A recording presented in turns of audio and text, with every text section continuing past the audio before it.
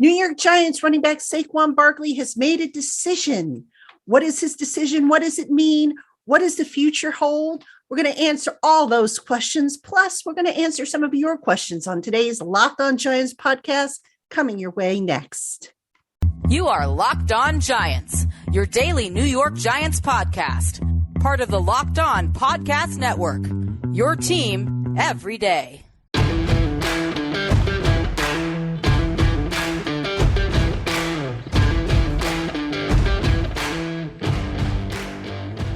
Hello, New York Giant fans, and welcome to another edition of the Locked On Giants podcast, part of the Locked On Podcast family, your team every day. My name's Patricia Traina, and happy to have you with us. It is Thursday, and on today's show, we're going to talk about Saquon Barkley. Saquon Barkley making a decision regarding the start of the off-season conditioning program next week. Now, I alluded to it a little bit on a short that I did on YouTube, but I'm going to talk about it in a little bit more detail. We're going to cover, what it means. We're going to cover what will happen. So this whole show is going to be devoted to that. And at the end of the show, we have a couple of listener questions, which coincidentally are about Saquon Barkley. So I'm going to try and give you as much detail as I can on today's show regarding Saquon Barkley and his decision. That not really a surprise, but I think a lot of people are disappointed in the decision. But I'm going to tell you why it all makes sense. So that is what is on today's agenda. So before we get started, this episode is brought to you by FanDuel Sportsbook, the official sportsbook of the NFL. Make every moment more. Visit FanDuel.com/LockedOn today to get started.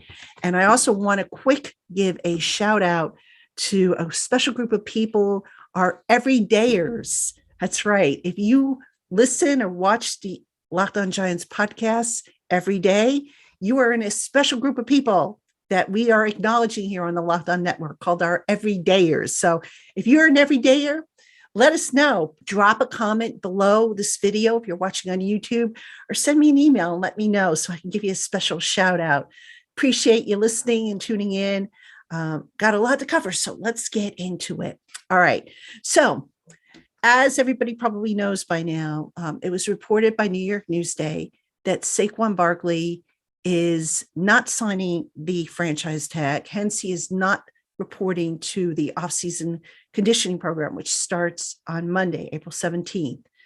Now, some people have already jumped to conclusions about this. So let me just clarify what this means. Saquon Barkley, even though he has the franchise tag sitting there, and even though the Giants have already been charged the 10 plus million for the tag against their cap, Saquon is not under contract until he signs that tag. All right. So basically, it is within his right to sit out the entire offseason if he so chooses, and training camp if he so chooses, so long as he does not sign his name on the dotted line. Now, reminder, the offseason program is voluntary. All right. So, phase 1, phase 2, the OTAs in phase 3, all of that is voluntary. As a leader, as a senior member of the team, Saquon usually shows up for all that stuff. He's not under contract, so hence he is not under any obligation to do so.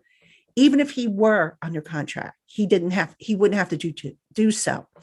The only thing players under contract are obligated to show up for is the mandatory minicamp, which is held mid-June.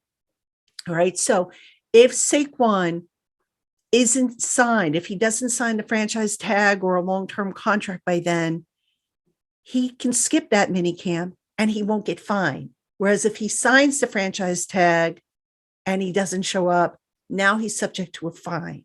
So it's very important to understand that distinction. A lot of people are like, here we go again, another case of drama, another player going to hold out, blah, blah, blah. No, it's not drama. It's Saquon trying to use whatever leverage he has left, which isn't a whole lot, admittedly, to just kind of prove his point and see if the Giants maybe cave in a little bit and give him a better deal than, whatever it was that was on the table that has since been pulled. All right. So Here's how we kind of got to this situation. I look at Saquon's situation almost similar to what Daniel Jones went through with the 50-year option on his contract. And hear me out on this before you say, nah, they're not even close or they don't compare. So Daniel Jones, as we recall, last year, the Giants did not pick up his 50-year option. And the reason for that is that Jones had an injury history. He had a good rookie season, but really wasn't able to build on it. And with a new GM coming in, a new coaching staff, the feeling was, why invest all that money in a guy that just really wasn't a certain thing? So how does that relate to Saquon, you're asking? Well, kind of similar. The difference is that Saquon had an award-winning campaign as a rookie, rushed for over 1,000 yards, was just dynamic, in the passing game, on the ground, in the ground game, and so forth. The following year, he dealt with an injury, but he was still able to crack 1,000 yards. I think he rushed for 1,003 yards in his second season. And then, of course, the injuries happened, the torn ACL, the sprained ankle. Saquon was never really himself for a good 2 years or so. Last year, he comes back, and it's basically a prove-it year, just like it was for Daniel Jones. It was a prove-it year. So the questions coming into last year was, could Saquon stay healthy? Could he look like the Saquon that we saw in 2018 when he set the league on fire? Those were all questions that the Giants were gambling on. Now, you'll remember the Giants did pick up Saquon's option year in his rookie deal. So there was confidence that he would be able to do it. I guess because, playing running back a little easier than maybe playing quarterback. So the Giants, now spinning ahead to this year, they did try to sign Saquon to a contract back at the bye week last year. And the reported amount was, I believe, $12.5 million that he turned down. Saquon reportedly, and I think I saw this in the New York Post, was looking for a deal somewhere around $15 million per year, which would have put him in the top 3 amongst his position. Here's the problem, though. Number one, Saquon had one good year coming off his injuries. So just like the Giants maybe, didn't want to take a gamble with Daniel Jones based on one good year that he has as a rookie, especially with the new systems, maybe the Giants were like, okay, let's just see how it works out. But as we saw last year, by the time the bye week rolled around, Saquon looked like the Saquon of old. So the Giants did make an effort to re-sign him, and it was rejected because they couldn't agree on the money. So that being said, here's where I think things fell off the rail. And I'm not pointing fingers, but when you're about to negotiate with something, it's kind of important to know not only your value, but the market value. And we saw this past year, or I should say this past free agency period, the bulk of free agency being over, there was not a big demand for running backs. You saw running backs signing for like pennies, literally. And there's a reason for that. And the reason for that is there is a historically deep running backs class in this draft. So, look, I don't begrudge a player for wanting to get as much money as he can. I don't blame a player for gambling on himself. We all do that to a degree. But you also have to be realistic and understand the market. And that's where I question whether maybe Saquon was led astray. The other thing I question here is if Saquon kind of understood what the Giants were trying to do. And by that, I mean, I'm sure John Mara would love to give Saquon his full value, what he's worth. He's very fond of Saquon. Saquon has been a good soldier. He has been the face of the franchise. He's a likable guy. He hasn't gotten into any trouble. Who wouldn't want a team full of Saquons on their roster? But the problem is football is not just one guy. It's 53 guys at the end of the day. And if you overspend on any one position, how are you supposed to address the other needs and maybe put together a team that is capable of winning some games? You can't. So some of you might be saying, well, that's not Saquon's problem. That's the Giants' problem. That's up to Joe Shane to figure out. And you wouldn't be wrong to say that. But you have to be realistic. You really have to be realistic when knowing your value. I'll sit here and I'll tell you that I'm worth a heck of a lot more than what I get paid to do the podcast and all my writing and stuff. But I'm also realistic because I'm part of a network. And I know that, there are certain parameters in place. And, I could sit here and say that I'm worth, $1 million a year. Doesn't mean I'm going to get it, because there are very few podcasters and writers out there making $1 million a year. I mean, I can't think of any. I mean, off the top of my head, maybe there are a few, I don't know, but you got to be realistic.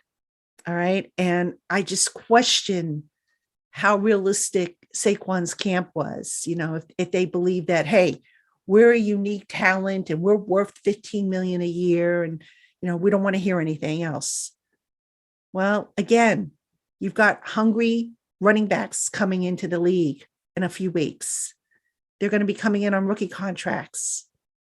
Ask yourself if some of them can do maybe some of what Saquon can do. And can they do it at the level he can do it at? You might make a case for maybe one or two guys, but, you got to be realistic. And that's where I think Saquon and his camp maybe came up short, if you will. Okay, so where does this lead to? What's going to happen moving forward? I'm going to tell you right after this. Hey, Giant fans, if you're like me and you want to make healthier snack choices, but you don't want to compromise on taste, then you got to try a Built Bar or Puff. These tasty treats are healthy and amazing, with each bar or puff covered in 100% real chocolate. It's like eating a candy bar, but without all the fat, carbs, and sugar. With Built Bars and Puffs, you're getting a generous dose of protein in every serving. We're talking on average 17 grams, with most bars boasting about 130 calories and 4 grams of sugar. And did you know that you don't have to wait for your box to ship from Built anymore? Just pop into your local Sam's Club or Walmart and pick up your box of assorted flavors. They have nut and nut-free variety, and they all taste really good. And the Puffs are my favorite. I absolutely love the marshmallowy texture of the Puffs. So don't delay. Go in, get your box, and you can thank me later. Hey, Giant fans, thanks so much for making the Locked On Giants podcast your first listener watch every day. Now make your second listener watch Locked On NFL Scouting. Locked On NFL Scouting with the Draft Dudes covers free agency to the draft to salary cap management and more. Join NFL experts Kyle Krabs and Joe Marino as they take you through what it's like to build a successful NFL franchise on their show every Monday through Friday. Find Locked On NFL Scouting with the Draft Dudes wherever you get your podcasts and on YouTube, part of the Locked On Podcast Family Network, your team every day. All right, Giant fans, welcome back to the Locked On Giants podcast. I'm your host, Patricia Traina. And before I get into segment 2 for you, announcement, it's back. That's right. I told you I would let you know when I knew. Locked On Giants Live returns tonight at 7:30. You'll have yours truly on. Tana is confirmed. I'm still waiting to hear back from Dog. I think he's going to be on with us, but at the very least, you'll have myself and Tana on Locked On Giants Live. So that's going to be tonight, 7:30 p.m. Eastern. You guys know what to do. Come find us on YouTube. Join in the chat. We love hearing from you. We'll answer some questions. We'll talk about the Saquon story, I'm sure. We'll talk about free agency. We'll talk about the draft that's coming up. Spring football is coming up. There's so much to talk about. And I'm really excited. I really enjoy doing Locked On Giants live, and I love collaborating with Tana and Dog, and hopefully Dog will be able to make it. I know he's got his basketball as well as some other things he's doing, but hopefully he'll be able to pop in and spend some time with us. So we will see you tonight at 7:30 on Locked On Giants live. All right, but before that, we've got to get through the rest of the points here on the Saquon edition of the Locked On Giants podcast. So where do things currently stand and where are they headed with Saquon, who has decided that he's not going to sign the franchise tag, hence he does not have to report for any team activities, mandatory or otherwise, until the name goes on the dotted line. Well, here's how I see this playing out. Saquon has until July 17th to reach a multi-year long-term deal with the Giants. After that, if no deal is reached, he's playing on the tag. After that, any leverage he might have had, gone. I do not believe that Saquon will hold out a training camp because training camp would probably start the end of July. So I can't see Saquon holding out. Now, will he be happy if he has to play on the tag? No, he's already kind of said that already. But the two sides, as far as I know, still talking, still trying to come to some sort of understanding. Whether that happens, well, one side's going to have to bend. Whether that's the Giants who up their, whatever offer they might have in mind, or whether that's just Saquon, lowering his demands. What I think is going to happen here is Saquon is going to end up playing on the franchise tag, which is guaranteed $10.1 million once he signs it. All right. The reason why I think he's going to play on the tag is because at this point, I don't see the Giants raising their offer. And if you're the Giants and you're Saquon, you look at things for next year and you say, okay, the running back class in the draft might not be as strong. Plus, the Giants might have another decision to make, whether they use the franchise tag again on Saquon. Maybe they use it on Xavier McKinney, for example, who is going to be a free agent. Maybe they use it on a different guy. We don't know. So if you're Saquon, you roll the dice here. You gamble on yourself. You say, okay, July 17th has come and gone. Obviously, the Giants aren't budging. So I'm going to gamble on myself. I'm going to have another kick butt season. And we'll go through this whole song and dance again next year. And we'll see if the Giants at that point decide to franchise him, or if maybe this in the draft coming up in a couple of weeks, maybe they pick a running back who they find that they can live with. That's how I see this playing out. So I do think Saquon will come in for training camp and he will play on the tag. I would be very surprised at this point if the two sides reach a deal, because look, the market just isn't there.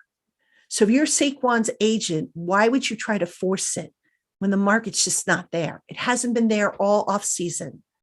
So I do not see him signing a multi-year deal right now if he can't get what he feels he's worth.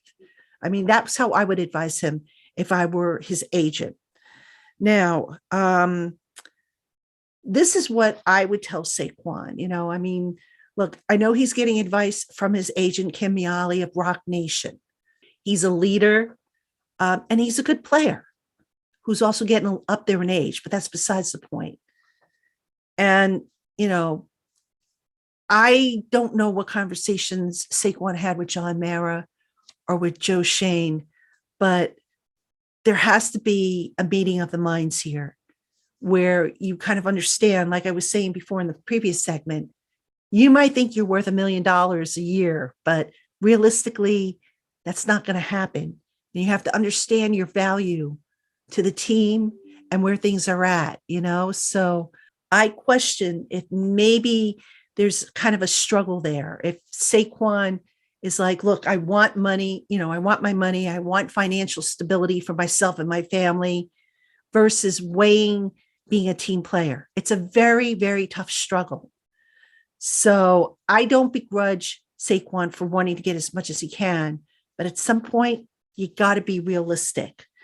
Now, what I'm kind of surprised with, and I'm just, this is from the outside looking in because I've never spoken with his agent on this topic. I don't know what her thought process is, but again, here's what I'm kind of surprised with. The market was just never there for the running backs. It was evident early on in free agency. So to dig in and reportedly want 15 million a year, you got to know the market. Like I said, that is why, I believe that if Saquon comes in, has another good year, gambles on himself and has another 1,000-yard rushing season, they're going to try again next year to get that. The risk, though, he's another year older. There's also the risk of injury. Can he stay healthy 2 years in a row? Hopefully, but no guarantees. So that's how I think things are going to play out with Saquon. Right now we talk about leverage. He really doesn't have any. Even if he skips the entire offseason program, he doesn't have any leverage to speak of. And I want to point something else out because there are some people out there who say, "Oh my God, Saquon's being selfish." It's not being selfish, folks. Saquon was at the informal passing camp that Daniel Jones organized out in Arizona last week. All right. If that's a guy who wants nothing more to do with the Giants and his teammates, he doesn't show up. It's that simple. So he took advantage of the time to get in some offseason work with his teammates, away from the coaches, away from the facility. I get it. But Saquon could just as easily say, you know what? I'm not doing anything until you guys show me the money. And he's not doing that. So I do believe Saquon wants to do the best thing for not only himself, but for his teammates. But this is a business decision. It may not work itself out the way Saquon wants it to, but it will work out. 26 will be on the field for the Giants this season, barring something really funky happening during the summer. So, this panic right now that I see on social media, on my timeline, let's take a deep breath, folks. It will work itself out. It's unfortunate that it didn't go smooth, but negotiations rarely do go smooth. Saquon will be here. I believe that. I believe Saquon will have another good year. And I hope he does because, if the Giants ultimately decide after this year, hey, we can't franchise him, we're going to have to move on from him. I hope he finds what he's looking for. Because as I said, he's going to be another year older. And the older a player gets, especially a running back who takes so much wear and tear, it's like driving, I hate to make this comparison, but it's the only one I can really think of. It's like when you drive a brand new car off the lot, it starts to depreciate in value. It's kind of the same thing with football players. The more wear and tear they have on their tires, so to speak, you question whether their value is what it was as opposed to maybe when they were a couple years younger. So it's a struggle, yes, but it'll work itself out. And I don't begrudge Saquon for what's going on. So, all right, coming up next, we have one or two listener questions, one of which is about Saquon. So don't go anywhere. Hey, Giant fans, thanks so much for making the Locked On Giants podcast your first listener watch every day. Now make your second listener watch Locked On NFL Scouting. Locked On NFL Scouting with the Draft Dudes covers free agency to the draft to salary cap management and more. Join NFL experts Kyle Krabs and Joe Marino as they take you through what it's like to build a successful NFL franchise on their show every Monday through Friday. Find Locked On NFL Scouting with the Draft Dudes wherever you get your podcasts and on YouTube, part of the Locked On Podcast Family Network, your team every day. Hey, Giant fans, thanks so much for making the Locked On Giants podcast your first listener watch every day. Now make your second listener watch the Locked On NFL Draft podcast. Damian Parson and Keith Sanchez provide in-depth coverage of the biggest NFL draft prospects with deep dives into the sleepers and hidden gems that can change your favorite NFL franchise. Find Locked On NFL Draft wherever you get your podcasts and on YouTube. Part of the Locked On Podcast Network, your team every day. All right, Giant fans, welcome back to the Locked On Giants podcast. I'm your host, Patricia Traina, and it's the Saquon Barkley episode. Never a dull moment in the land of the Giants, but it's all good. This one, look, on a scale of 1 to 10 in terms of panic level, I would put this at a 1. Really, it's not something to get too concerned about right now. It becomes a concern if Saquon decides to sit out the training camp period, which I would be really surprised if he does, but we'll see when we get there. There's still several months off. So anyway, let's get to questions. I think I have one here, and it's about Saquon, incidentally. This is from Edwin G., who writes, based on what I can find, Barkley seems to be represented by Kim Miali from Rock Nation, which is correct. While Rock Nation seems to be a rather large and diversified agency, it seems that Miss Miali grossly misread the running back market this season, asking for way more than what would have been a fair market value contract. The website of Rock Nation also tells me that Andrew Thomas and Azeez Ojulari are also represented by Rock Nation, but it's not clear if they're represented by Ms. Miali or another agency or another agent within the same agency. How do you see the situation play out when the extension talks start on Andrew Thomas and Ms. Miali? Rock may ask again for a contract that's probably far outside the market value. Okay, several things in here. So let me break these down one by one. Okay. Andrew Thomas and Azeez Ojulari, to my knowledge, are not repped by Kim Miali at Rock Nation. I believe John Thornton reps them. John Thornton is a former NFL defensive lineman, really nice guy, by the way. I've had the pleasure of having some exchanges with John Thornton. So I think he is the reps for Thomas, and I believe for Ojulari as well. So right there, put that concern out of your mind there. Regarding extension talks for Thomas, and again, it has to do with the market. So I just got through saying on the in previous segments that this was a bad year for running back to hit free agency, between the draft class being so deep, and just, the free agent class just wasn't very strong, even with Zeke Elliott on there, having been cut by the Cowboys. So you've got to know the market. So just because Saquon, didn't get what he was looking for, at least as of this recording, that doesn't mean that the same parameters are going to be in place for Andrew Thomas. Left tackles are at a premium, specifically shutdown left tackles. So I don't think you can say that it's going to be an exact replica of what Saquon is going through. I would be shocked, as a matter of fact, if that's what it comes down to. So I think when the time comes, Andrew Thomas will get himself a nice deal. Now, will the Giants do that deal this year, or will they wait another year? My guess is they might look to wait because they have Thomas. They have the 5th-year option if they need it. They can probably buy themselves some time if they need to.